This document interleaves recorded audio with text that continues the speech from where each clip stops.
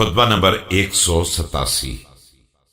آپ علیہ السلام کے خطبے کا ایک حصہ جس میں حوادث روزگار کا ذکر کیا گیا ہے۔ بسم اللہ الرحمن الرحیم۔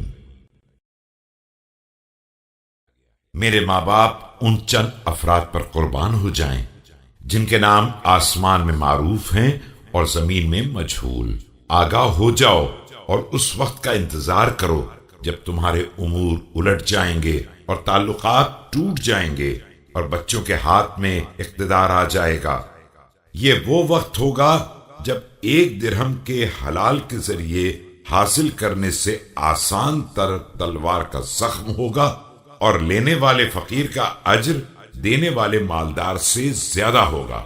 تم بغیر کسی شراب کے نعمتوں کے نشے میں سرمست ہوگے اور بغیر کسی مجبوری کے قسم کھاؤ گے اور بغیر کسی ضرورت کے جھوٹ بولو گے، اور یہی وہ وقت ہوگا جب بلائیں تمہیں اس طرح کاٹ کھائیں گی جس طرح اونٹ کی پیٹھ کو پالان۔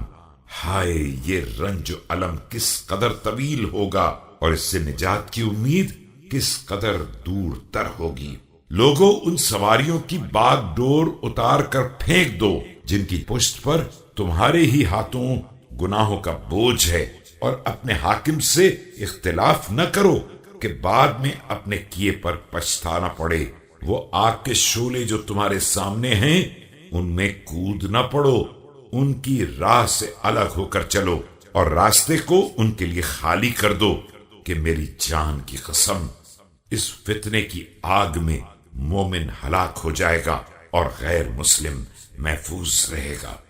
میری مثال تمہارے درمیان اندھیرے میں چراغ جیسی ہے کہ جو اس میں داخل ہو جائے گا وہ روشنی حاصل کر لے گا۔